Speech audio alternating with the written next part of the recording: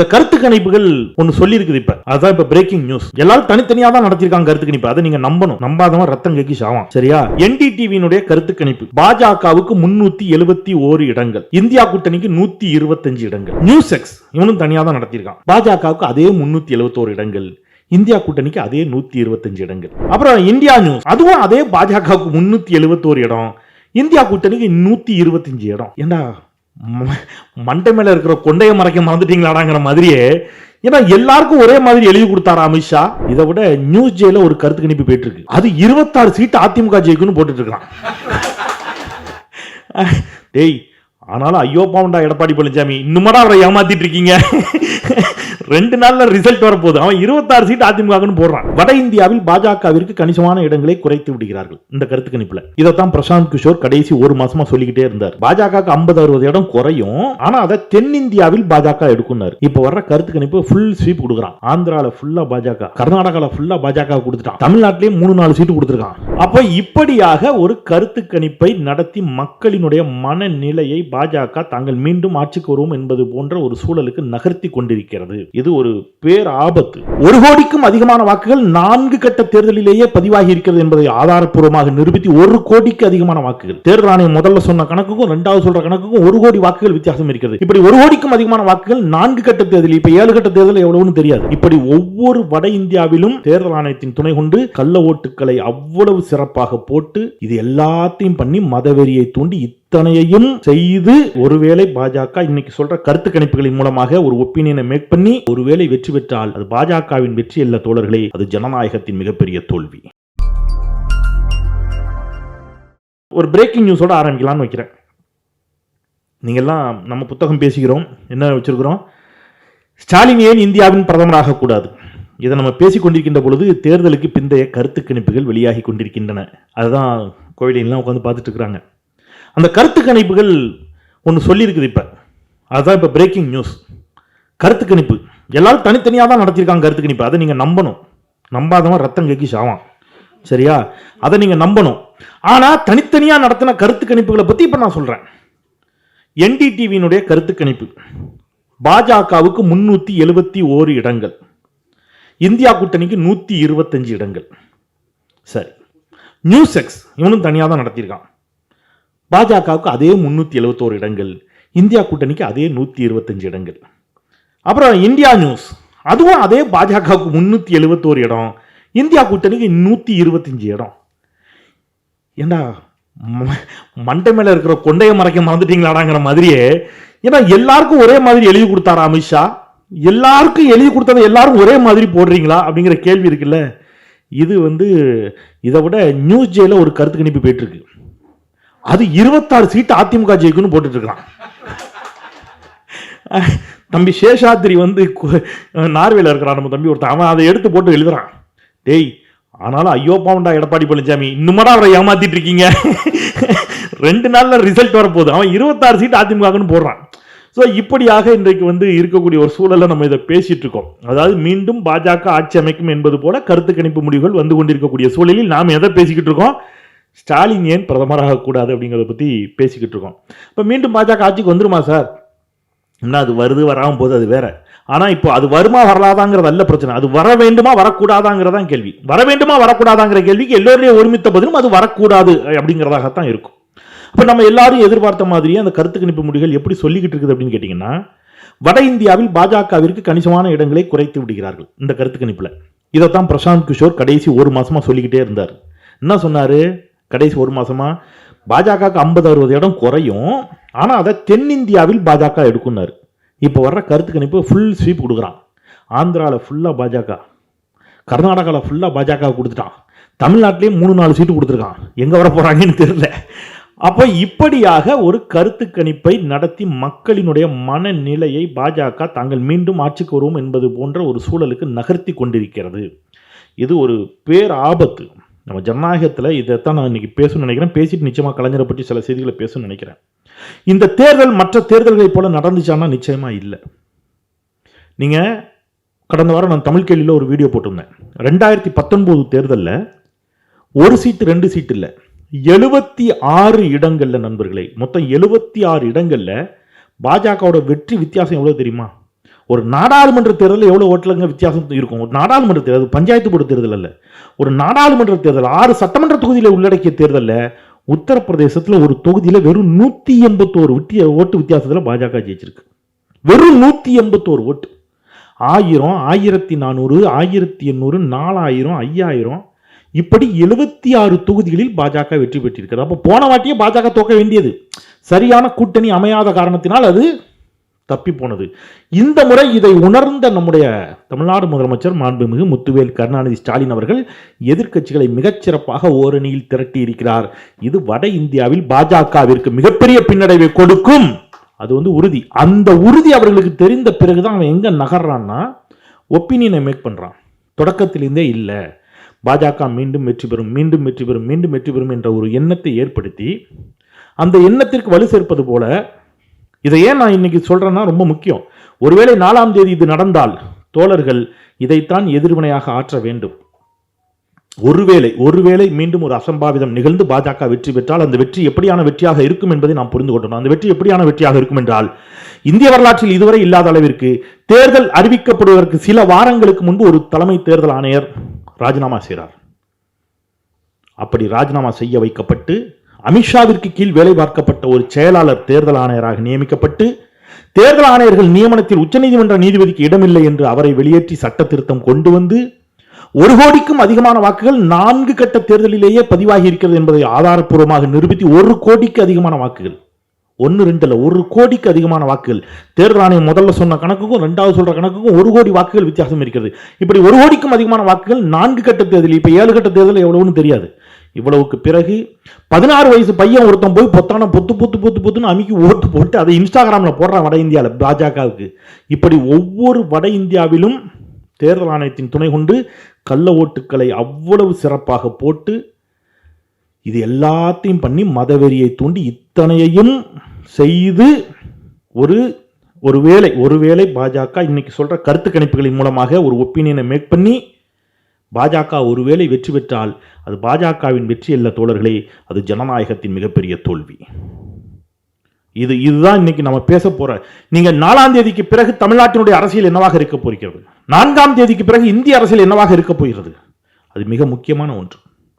அப்ப இந்த இடத்திலிருந்து இந்த புத்தக வெளியீட்டு விழாவை நாம பார்க்கணும் அப்படின்னு நினைக்கிறேன். ஒரு வலதுசாரி மனநிலை தமிழ்நாட்டில் பரவி கொண்டிருக்கிறது, தமிழ்நாட்டிலும் பரவுகிறது. நான் தேர்தல் பரப்புரைக்காக 12 ஊர்களுக்கு போயிருந்தேன். வலதுசாரி மனநிலை நீங்க பிஜேபி டைரக்டா நினைக்காங்க. வலதுசாரி மனநிலை என்ன? ஏதே உங்க தாத்தாவுக்கு செருப்பு போடாம இந்த தேர்தல் நடக்க வச்சாண்டா அப்படின்னா அவன் ஏத்துக்க மறுக்கிறான். அதெல்லாம் கிடையாது, எங்க தாத்தா ராஜராஜ சோழன் வாரிசுங்கிறான். நம்ப மறுக்கிறான். டேய் தோல்ச்சியில போடுறதுக்கு போராட்டம் நடத்தணும்னா அதெல்லாம் கிடையாதுங்கிறான். வலதுசாரி மனநிலை எங்கிருந்து அதிகம்? டேய் நீ இன்னைக்கு எப்படி படிச்சு வந்திருக்க தெரியுமா, இதுக்கு திராவிட கட்சிகள் என்ன செஞ்சதுன்னு தெரியுமா, அதை ஏத்துக்க அவனுக்கு மனநிலை இல்லை. இந்த வலதுசாரி மனநிலை ஏன் தமிழ்நாட்டில் அதிகரித்ததுன்னா, நான் சொன்னா நீங்க ஆச்சரியப்படுவீங்க. ஒருவேளை யூடியூப்ல நாளைக்கு இது தம்பனையில் ஆயிடும், தம்பனையில வச்சு மட்டும் திட்டுவானுங்க 10 பேர். இந்த வலதுசாரி மனநிலை அதிகரித்ததுக்கு திமுக காரணம். அது என்னடா திமுக எப்படா வலதுசாரி மனநிலை அதிகரிச்சதுக்கு காரணம்னா, திமுகவினுடைய சிறப்பான திட்டங்களால் பொருளாதார ரீதியாக இங்கே ஒவ்வொரு குடும்பமும் முன்னேறி இருக்கிறது, வளர்ந்திருக்கிறது. பொருளாதார ரீதியாக அவன் கொஞ்சம் வளர்ந்த உடனே அவன் வலதுசாரியா மாற ஆரம்பிச்சிடறான். இவனை பீகார் மாதிரி யூபி மாதிரி வச்சிருந்தா இவன் என்னவா இருந்திருப்பான். அப்ப இந்த அரசு போட்ட திட்டங்கள் எங்க மாத்திச்சு அப்படிங்கறத மட்டும் நான் 5 நிமிடங்கள் பேசிட்டு விடைபெற்று செல்கிறேன். நீங்க 1970களில் நான் தென் மாவட்டம் வள்ளியூர் நண்பர்களுக்கு தெரிஞ்சிருக்கும். அங்கெல்லாம் பார்த்தீங்கன்னா நிறைய பேர் பாம்பேக்கு வேலைக்கு போகிறேன், பாம்பேக்காரர் வீடு எல்லாமே சொல்லுவாங்க, பாம்பேம்பாங்க. இப்போ மும்பை, பாம்பேலேருந்து வேலைக்கு போயிட்டு லீவுக்கு வர்றவன் வீட்டில் என்ன நடக்கும்னு கேட்டிங்கன்னா ஒரு பெரிய டேப் ரெக்கார்டர் வச்சுருப்பாங்க. அதில் ஹிந்தி பாட்டாக ஒலிக்கும், ஹவா ஹவா ஹவா. அந்த ஒரு வாரம் இதான் ஏக்கு தோத்தின்னு ஒலிக்கும். அவன் ஒரு பெரிய டர்க்கி டவல் போட்டுப்பான், செருப்பு போட்டு நடப்பான். நாங்களாம் அப்போ செருப்பு போட மாட்டோம், நான் சொல்கிறது 80களில். அவன் மட்டும் செருப்பு போட்டு ரோட்டில் தெரு வழியாக போய் வெளியில் கிணத்துக்கு போய் குளிக்க போகணும். கையில் சிகரெட் இருக்கும், இங்கே எல்லாரும் பீடி குடிச்சிட்டு போவான், அவன்கிட்ட மட்டும் சிகரெட் இருக்கும். அப்போ சோப்பு டப்பா கையில் வச்சுட்டு குளிக்க போவான். நாங்கள்லாம் இதெல்லாம் வித்தியாசமாக போவோம். சோப்பு போட்டு குளிக்கானாங்க, அது லக்ஸ் சோப்பு. இப்படிலாம் இருக்குன்னு வைங்க. என்னன்னா அங்கே இட்லி கடை வச்சுருப்பாங்க, பெப்சிக்கு மேலே வேலை பார்ப்பாங்க. இங்கே வறுமை. 70களில் தமிழ்நாட்டில் பஞ்சம், உமாவதி சாருக்கெல்லாம் தெரிஞ்சிருக்கும். அப்போ முத்தமிழர் டாக்டர் கலைஞர் பேரறிஞர் அண்ணாவின் மறைவிற்கு பிறகு முதலமைச்சராக பதவியேற்கிறார். இந்த தமிழ்நாட்டினுடைய கிராஃப் எப்படி விரிஞ்சுது அப்படிங்கிறத நண்பர்கள் புரிந்து கொள்ள வேண்டும். ஓகே, முதல் பிரச்சனை பஞ்சம். இதை எப்படி சமாளிக்கிறது? உணவு உற்பத்தி. உணவு உற்பத்திக்கு என்ன செய்யறது? நிலங்கள் எல்லாம் பெரும் பெரும் பண்ணையார்கள்ட்ட இருக்கு. நில சீர்திருத்த சட்டத்தில் அவர் ஒரு திருத்தம் கொண்டு வருகிறார். அந்த திருத்தத்தின் வாயிலாக ஏராளமான நிலங்கள் நிலமற்ற ஏழை விவசாயிகளுக்கு பகிர்ந்தளிக்கப்படுகிறது. இந்தியாவில் முதல் முறையாக அதற்கு வித்திட்டவர் முத்தமிழர் டாக்டர் கலைஞர் என்பதை இந்த தலைமுறை நன்றியோடு நினைவு கூறணும். அப்ப நிலங்கள் பகிர்ந்தளிக்கப்பட்டு விட்டது. அடுத்தது உற்பத்தியை பெருக்கணும். உற்பத்தி எப்படி பெருக்கிறது? நீர்ப்பாசனம். நீர்ப்பாசனம் என்னென்ன மாதிரியான நீர்ப்பாசனம் இருக்குது? ஒன்று மானாவாரி பூமி, வானம் பார்த்த பூமி, ரைட். அது ஆற்று நீர்ப்பாசனம் அல்லது குளற்றி நீர்ப்பாசனம் அல்லது கிணற்று நீர்ப்பாசனம். இதான நீர்ப்பாசனங்கள். அப்போ ஆற்று நீர்ப்பாசனம் அதை எப்படி பண்ணுறது? அணைகள் கட்டணும். நான் வந்தவாசியில் ஒரு கல்லூரியில் பேசினேன். கோவிலின் தோழர் கூட இதை பற்றி சொல்லிட்டு இருந்தேன் ஒரு நாள். அந்த கல்லூரியில் மாபெரும் தமிழ் கனவுன்னு ஒரு நிகழ்வு. அந்த நிகழ்வுக்கு போயிருக்கிறேன். ஒரு 3000 ஸ்டூடெண்ட் உட்காந்துருக்கான். அப்போ நான் கற்பனையாக ஒரு கதையை அவன்கிட்ட சொல்கிறேன். எனக்கு இன்னைக்கு காலையில் உங்கள் ஊரில் ஒரு இளைஞன் என்னை நிப்பாட்டி கேட்டான், ஐயா நீங்கள் பேசுகிறதெல்லாம் நாங்கள் யூடியூப்பில் பார்க்குறோம், ரொம்ப நல்லா இருக்குது. ஆனால் உங்கள் மனசாட்சியில் கை வச்சு சொல்லுங்க ஐயா. சொல்லு தம்பி. நீங்கள் கை வைங்க ஐயா. சொல்லு தம்பி. பெருந்தலைவர் காமராஜருக்கு பிறகு இந்த மண்ணை ஆட்சி செய்த யாரேனும் ஒருவராவது ஒரு அணைக்கட்டாவது கட்டியது உண்டா அப்படின்னு நான் அந்த இளைஞன். சரிடா, கரெக்டு தான், காலங்காத்தால் ஓன்ட்ட சிக்கியிருக்கேன் அப்படின்னு நான் சொன்னேன். ஆமாம் தம்பி, கெட்டலை தம்பின்னு வந்துட்டேன். இதை அந்த இளைஞர்கிட்ட சொல்கிறேன். இந்த இளைஞன் இப்படி கேட்டான், என் மனசாட்சி என்ன உலுக்கிடுச்சு. அந்த இளைஞனுக்கு ஒரு கைத்தட்டுங்க அப்படின்னா எல்லாரும் கைத்தட்டுறான். சரி, நீங்கள் சொல்லுங்கள், பெருந்தலைவர் காமராஜருக்கு பிறகு இந்த மண்ணை ஆட்சி செய்த ஒருவராவது ஒரு அணைக்கட்டாவது கட்டியது உண்டானா எல்லாரும் இல்லைன்ட்டான். சரி, ரைட். இப்போ நம்ம சப்ஜெக்ட்டுக்கு போவோம் அப்படின்ட்டு உங்களிடம் 3 கேள்விகள் எழுப்புகிறேன். 2 கடினமான கேள்விகள், ஒரு எளிதான கேள்வி. 2 கடினமான கேள்விகளில் முதல் கேள்வி, உலகின் மிக நீளமான சுவர் எது அப்படின்னு எல்லாரும் சொல்றான், சீன பெருஞ்சுவர். உலகின் உயரமான கட்டிடம் எது அப்படின்னு எல்லார்ட்டேருந்து பதில் வருது, புர்ஜ் கலீஃபா. சரி, இப்போ சொல்லுங்க, மோர்தானா எந்த நாட்டின் தலைநகர்? Pin drop silent. ஏன்னா 2 கஷ்டமான கேள்விக்கு பதில் சொல்லிட்டு ஒரு ஈஸியான கேள்விக்கு பதில் தெரியல அப்படின்னா பேராசிரியர்கள்லாம் முன்னாடி உட்காந்துருக்காங்க. பேராசிரியர்களுக்கு தெரிந்தால் கூட சொல்லலாம், மோர்தானா எந்த நாட்டின் தலைநகர்? எல்லாம் பின்ட்ராப் சைலண்ட், அவங்களுக்கும் தெரியல. அடுத்து சொல்கிறேன், அது தலைநகர் அல்ல, அது ஒரு அணை. அந்த அணை எந்த நாட்டில் இருக்கிறது தெரியுமா? Pin drop silent. இந்தியாவில் தாண்டா இருக்கு. இந்தியாவில் எந்த மாநிலத்தில் இருக்கு தெரியுமா? தமிழ்நாட்டில் தாண்டா இருக்கு. தமிழ்நாட்டில் எந்த ஊரில் இருக்கு தெரியுமாடா? எந்த மாவட்டத்தில் இருக்கு தெரியுமாடானா தெரியல. உங்க வேலூர் மாவட்டத்தில் தாண்டா இருக்குது அந்த அணைக்கட்டு.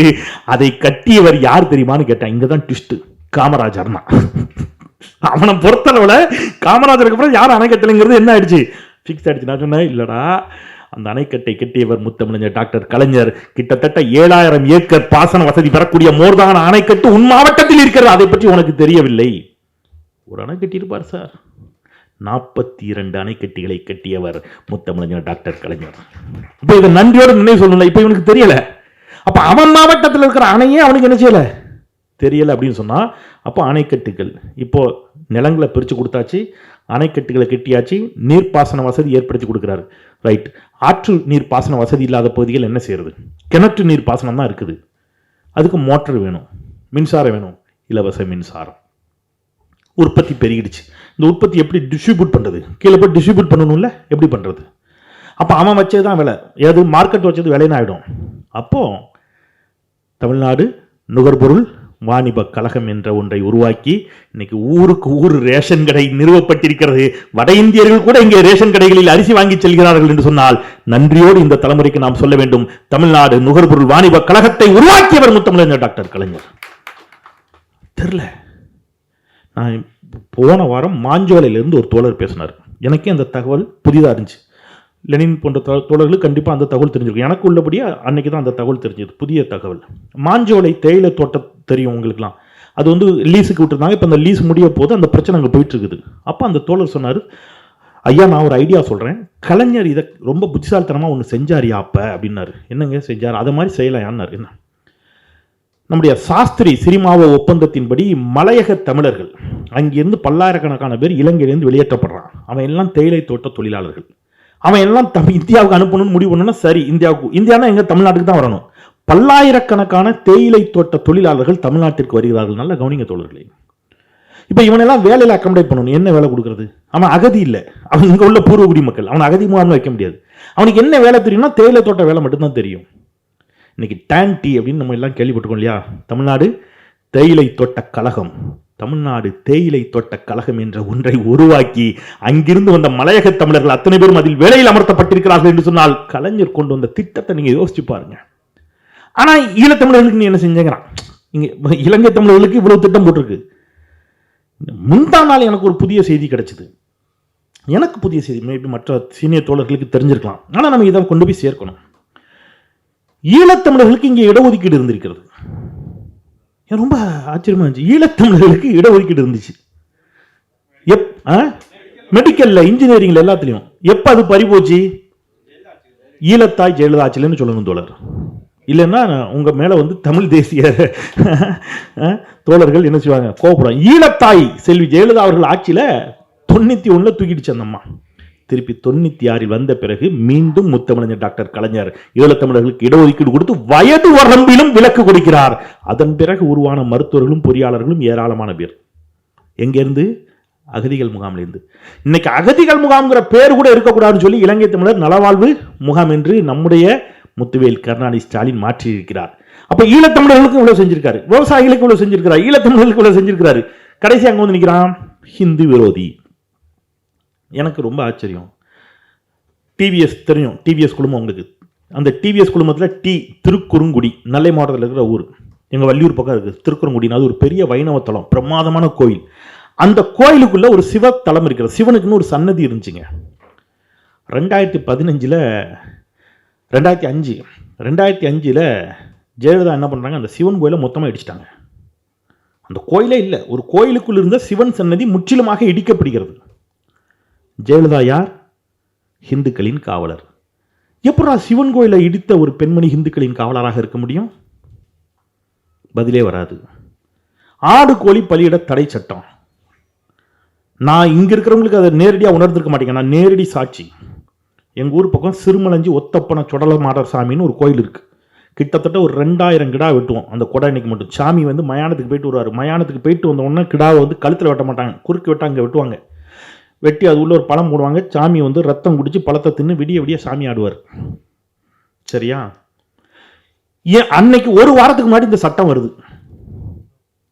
ஒரு வாரத்துக்கு முன்னாடி அந்த ஊரே பதட்டமா இருந்துச்சு. எல்லாருக்கும் கிடா வெட்டலைன்னா ஊருக்கு ஏதாவது ஆயிரும்னு பதட்டம்.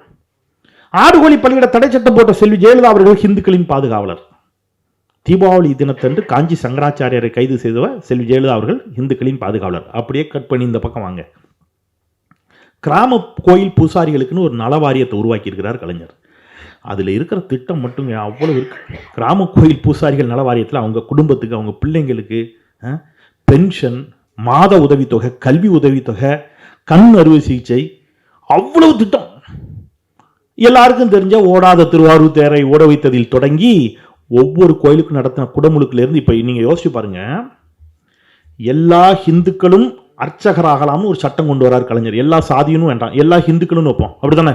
எல்லா ஹிந்துவும் கோயிலுக்குள்ள போய் அர்ச்சனை செய்யலாம், சாமி கும்பிடலாம்னு சொல்ற கலைஞர் ஹிந்துக்களின் விரோதி.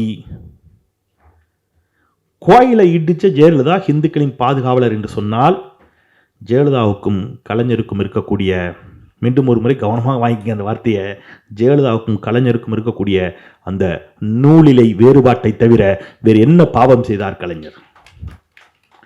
அப்ப இந்த தலைமுறைக்கு இது தெரியவே இல்லை. ஆஸ் யூஷுவல் பேசுறது நம்ம நிறைய இருக்கு. டைடல் பார்க்ல ஆரம்பிச்சு ஒவ்வொன்றையும், இது ஒன்னொன்னுக்கு பின்னாடி ஒரு ஹிஸ்டரி இருக்கு. நீங்க ஏன் வந்து தமிழ்நாடு குடிநீர் வடிகால் வாரியம் அமைக்கப்பட்டுச்சுன்னா அதுக்கு ஒரு வரலாறு இருக்கு. ஒருவருக்கு நரம்பு சலந்தி நோய் வருது, அதை பார்க்கிறாரு, ஏன் இந்த நோய்ங்கிறாரு, தண்ணியால பரவுதுன்னு கட்சிக்காரர் சொல்றாரு. தண்ணியால பரவுதா? ஏன் தண்ணியால பரவுது? சுகாதாரமற்ற குடிநீர். அப்பெல்லாம் கிணத்துல எடுப்போம். நான் சைக்கிள் எடுத்திருக்கேன், குடம் போட்டு கயிறு போட்டு. இந்த காலத்து பிள்ளைங்களுக்கு அப்படி தெரிய வச்சாது. அப்போல்லாம் படத்துல எல்லாம் ஒரு டைலாக் வரும் தெரியுமா, உன்னை தண்ணி இல்லாத காட்டுக்கு மாத்திடுவேன். இப்ப அப்படி ஏதாவது தண்ணி இல்லாத காடுன்னு தமிழ்நாட்டில் இருக்குதா? வட இந்தியாவில் இன்னமும் இருக்கிறது. தண்ணி இல்லாத காடு இல்லாமல் தமிழ்நாட்டை ஆக்கிய பெருமை முத்தமிழர் டாக்டர் கலைஞரை தவிர ஒரு யாருக்கு சேரும் இல்லையா? அப்போ அடுக்கணும்னா என்கிட்ட ஒரு அதிமுக நண்பர் பேசும்போது சொன்னார், நீங்க என்ன திமுக கார மாதிரி பேசுறீங்க, ஏன் அதிமுக எதுவுமே செய்யலையா? ஒரு வெள்ளை பேப்பரத்துக்கு முன்னாடி வச்சேன். நானும் ஒரு வெள்ளை பேப்பர் எடுத்துக்கிட்டேன். என் அலுவலகத்தில் வந்துருந்தார். எனக்கு யார் என்ன செஞ்சிருந்தாலும் நான் பாராட்டுறதுல எனக்கு மாற்றுக்கிறது இல்லை. பேனா வச்சுக்கோங்க, பேப்பர் வச்சுக்கோங்க. ஒரு 15 நிமிடம் டைம் எடுத்துப்போம் 2 பேரும். அதிமுக ஆட்சி காலத்தில் போடப்பட்ட திட்டங்களை நீங்கள் வரிசையாக எழுதுங்க. திமுக ஆட்சி காலத்தில் போடப்பட்ட திட்டங்களை நான் வரிசையாக எழுதுகிறேன். 15 நிமிடம் கழித்து அதிகமான திட்டங்கள் யார் போட்டிருக்கான்னு நம்ம பார்த்து ஒரு முடிவுக்கு வருவோம். எம்ஜிஆரும் செல்வி ஜெயலலிதா அவர்களும் ஏராளமான திட்டங்களை தந்திருந்தால் எனக்கு அதில் வாழ்த்துறதுல எந்த மாற்று கருத்தும் இல்லை. சரி எழுதுங்க அப்படின்ட்டு நான் எழுத ஆரம்பிக்கிறேன். அவர் சத்துணவு அப்படின்னு ஒன்று எழுதுறாரு. ஓகே, சத்துணவு. நான் இங்கே அடுத்தது ஒன்று எழுதியாச்சு. அடுத்தது எழுதுங்க அப்படிங்கிறேன். பேனா அப்படியே இருக்கு. சத்துணவு அப்புறம் தோல ஐயா, அது சத்துணவுக்கு அப்புறம் வேற என்ன? நீ தான் எழுதணும், நீ தானே சொன்ன எழுது. சத்துணவோட வண்டி நிற்குது. நான் ஒரு 4-5 எழுதிட்டேன். எழுதிட்டு வரிசை எழுதுறேன். சமத்துவ போகிறோம், உழவர் சொந்த, மினி பஸ்ஸு இல்லையா, குடிசை மாற்று வாரியம். அட விடுங்க, பிச்சைக்காரன் எவங்க ஓட்டு போட போகிறான்? உலகத்தில் இப்படி ஒரு தலைவன் யோசிச்சிருப்பானா? நிறைய பேர் சொல்கிறாங்க வாக்கு வங்கி அரசியலை செய்தார் கலைஞர்னு. பிச்சைக்காரன் எவனுக்குடா ஓட்டு வங்கி இருக்குது? எவன்டா ஓட்டு போட போகிறான்? அவனுக்கு ஓட்டர் ஐடி இருக்கா? ஐடி இருக்கா? முதல்ல பிச்சைக்காரர்கள் நலவாரியம் என்ற ஒன்றை உருவாக்கினார் கலைஞர் என்று சொன்னார். விளிம்பிலும் விளிம்பு நிலை மக்களை பற்றி மட்டுமே அவர் சிந்தித்துக் கொண்டிருந்தார் என்பதற்கு இதை விட வேற என்ன சான்று உண்டு இல்லையா? இதெல்லாம் எழுதுறேன். வண்டி அங்கேயே நிற்குது. சொன்னேன், இப்போ தெரியுதா? நான் எழுதிட்டேன்ல. நீங்கள் இது எல்லாத்தையும் நம்ம மணிக்கணக்காக பேச முடியும். ஆனால் சமூகம் அதை ஏற்றுக்கொள்ளக்கூடிய ஒரு மனநிலையில் இல்லை.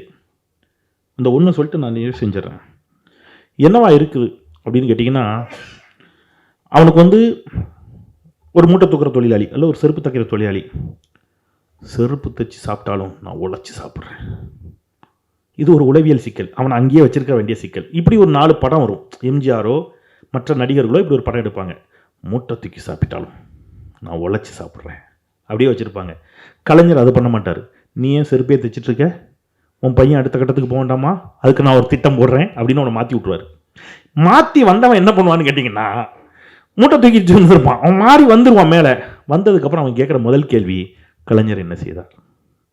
இப்போ அவன் உளவியலாக என்னவா இருக்கான்னு கேட்டிங்கன்னா, மூட்டை மாதிரி ஒன்றை தூக்குற மாதிரி நடித்த எம்ஜிஆரை கொண்டாடுறதுல அவனுக்கு என்ன இல்லை, எந்த பிரச்சனையும் இல்லை. நீ ஏன்டா மூட்டை தூக்கிட்டு இருக்கேன்னு போய் ஒருத்தர் கேள்வி கேட்டு அவனை மாத்துறாருல, அவரை ஏற்றுக்கொள்ளக்கூடிய மனநிலை சமூகத்தில் இல்லை. அப்போ இந்த சிக்கல்களை நம்ம திருப்பி திருப்பி திருப்பி திருப்பி போய், நீங்கள் எல்லாரும் கோயிலுக்குள்ளே வா, அவர் கடவுள் இல்லைன்னு சொன்னாலும் பெரியார் எல்லாரும் கோயிலுக்குள்ள வரணும்னு தானே விரும்பினார். எல்லாரும் கோவிலுக்குள் வர வேண்டும் என்று சொன்ன பெரியார் ஹிந்து விரோதியாக போயிட்டார். இவன் தான் வரணும்னு சொன்னவனே ஹிந்துக்களின் பாதுகாவலன்னு சொல்லக்கூடிய இந்த முரண் இருக்குல்ல, இது சமூகத்தில் இன்னமும் அதிகமாக வளர்ந்திருக்கிறது. இந்த வலதுசாரி மனநிலை வளரக்கூடிய இந்த காலகட்டத்தில் நாம் கலைஞருடைய திட்டங்களை அடுத்த தலைமுறை கொண்டு போய் சேர்த்தே ஆகணும். இப்போ கூட அமைச்சர் அவர்களோடு பேசுகின்ற பொழுது அவர்கிட்ட சில திட்டங்களை சொல்லும்போது இதெல்லாம் சொன்னோம். என்னன்னா, தொடர் இதெல்லாம் செய்யணும், என்ன செய்யலாம் அப்படிங்கும்போது, கலைஞர் நூற்றாண்டு விழா வருகிறது. பள்ளி கல்லூரி மாணவர்களுக்கு ஒரு சுற்றுலா ஏற்பாடு பண்ணுங்க. கற்போம் கலைஞரை, கலைஞர் செய்த திட்டங்கள் எல்லாம் கூட்டு போய் நேரில் காட்டுங்க. சென்னைக்கு வரட்டும். டேய், இந்த ஜெமினி பிரிட்ஜ் எந்த வருஷம் கட்டினாரு தெரியுமாடா? அவர் நிப்பாட்டி காட்டுங்க. கத்திப்பாரா பிரிட்ஜ் மாதிரி ஒன்று இந்தியாவில் வேறு எங்கேயாவது இருக்குதாடா? எப்போ கட்டினார்? காட்டுங்க. மெட்ரோ ரயில் வந்ததால் எவ்வளோ பேர் பயனடைகிறார்கள்? மெட்ரோவை கூட்டு போய் காட்டுங்க. தலைமைச் செயலகத்தை கூட்டு போய் காட்டுங்க. அண்ணா நூற்றாண்டு நூலகத்தை போய் காட்டுங்க. சிட்டிக்குள்ள சென்னைக்குள்ள அடுக்குமாடி குடியிருப்புகளில் வசிக்கக்கூடிய உழைக்கும் மக்களை காட்டி, இந்த அடுக்குமாடி குடியிருப்புகள் குடிசை மாற்று வாரியத்தின் கீழ் கட்டி கொடுக்கப்பட்டது, குடிசை மாற்று வாரியம் எவ்வாறு உருவாக்கப்பட்டது என்ற வரலாற்றை அவனுக்கு சொல்லிக் கொடுங்க. கலைஞர் கட்டிய 42 அணைக்கட்டுகளையும் அவனை கூட்டு போய் காட்டாட்டாலும் காட்ட வாய்ப்பு இருக்கக்கூடிய அணைக்கட்டுகள் எல்லாம் கூட்டு போய் காட்டுங்க. டைடல் பார்க்கை கூட்டு போய் காட்டுங்க. இதெல்லாம் காட்டி இது எல்லாம் கலைஞரால் கொண்டு வரப்பட்டது என்று ஒரு கல்வி சுற்றுலாவாக அதை மாற்றுங்கள். இளைஞர்களுக்கு, பள்ளி கல்லூரி மாணவர்களுக்கு நேரில் கூட்டு போய் காட்டிட்டு வாங்க. இல்லைன்னா அவனுக்கு அடுத்த தலைமுறையில் இது எதுவுமே மறந்துடும், எதுவுமே தெரியாது, அப்படி ஒரு சூழலுக்கு தள்ளப்படும் அப்படிங்கிற ஒரு திட்டத்தை சொன்னோம். நல்லா இருக்குது. கல்வி அமைச்சரும் வரட்டும், நம்ம பேசுவோம்னு சொல்லியிருக்கிறார். ஸோ அதற்கான வேலைகளை செஞ்சுக்கிட்டு இருக்கிறோம். சாத்தியப்பட்டால் மகிழ்ச்சி அப்படின்னு எடுத்துக்கொள்வோம். எனவே நாம் தொடர்ந்து இந்த இயக்கங்களுடைய சாதனைகளை, கலைஞர் செய்த அவருடைய பல்வேறு சாதனைகளை அடுத்த தலைமுறைக்கு கடத்தி கொண்டே இருப்போம் என்று சொல்லி நல்ல வாய்ப்புக்கு நன்றி பாராட்டி விடைபெறுகின்றேன். நன்றி.